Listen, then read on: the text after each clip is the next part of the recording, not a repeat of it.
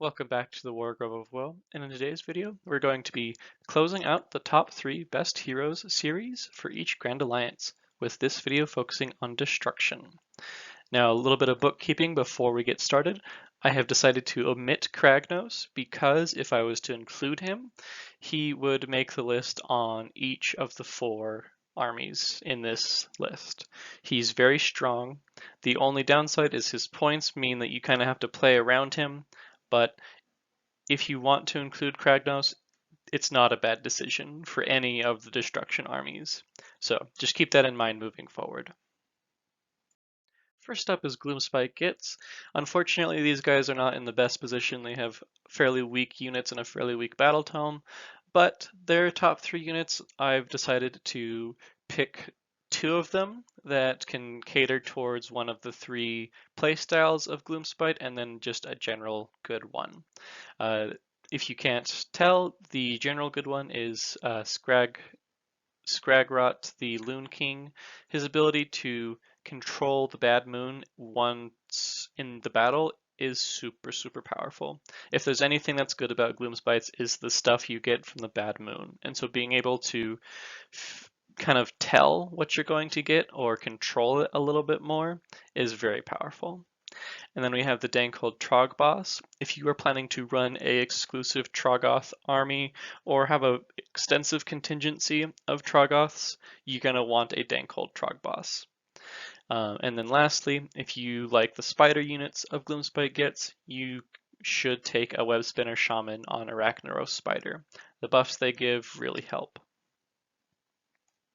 Then we have Ogata Tribes, and the Ogata Tribes units are very heavily skewed towards either the big beasties or anything that's on a Stonehorn.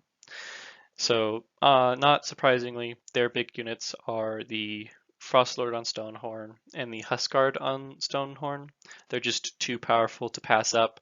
And then I've also included the Icebarrow Hunter here.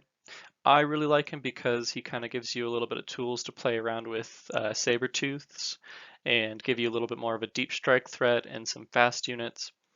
He might not be the best, but I think his coming in from Board Edge and the stuff he gives to Sabertooths, which are cheap, warrants his placing on this list. Besides, Ogata Tribes don't really have a lot of other good heroes. Then we have the Auric War Clans. The Auric War Clans have an abundance of good hero units, so it was a little bit tough to narrow it down to just 3. But the 3 that I've chosen here, I think you can almost always include, except maybe the Snatcher Boss that requires you to run a lot of Cruel Boys, but the Auric War Chanter and the Mega Boss on Maw Crusher are 2 auto-include units, especially the Maw Crusher. I would say that is one of the strongest units in the entirety of Age of Sigmar right now. Lots of lists run 2 of them, so those big old meatballs, they're scary. Lastly, it's the Sons of Behemoth. Unfortunately, they only have 3 heroes, so by default, their 3 heroes have made it into the top 3. If I had to pick one that I think is the best, I've seen a lot of Kraken Eater Mega Gargants, but I think they all are pretty even, so any Mega Gargant hero that you get, it's not a wrong choice. Sons of Behemoth just play so differently to a lot of Sigmar factions, so you'll just have to be a little bit wary about that. Before we end out the video, I'd like to give some thanks to our Patreon supporters and an extra special thanks to Nick Hoff. You guys are awesome and you help support me in continuing to make these type of videos. So if you would like to support me, I've left a link to my Patreon in the description below, and I've also left a link to the Discord channel if you'd like to come and join the community over there. So thank you guys so much. And that was the top 3 best heroes for each Grand Alliance Destruction faction. If you liked this video, please leave a like or a comment, and if you want to see more of this type of content in the future, consider subscribing. This has been the Wargrove of Woe, and I'll see you guys next time.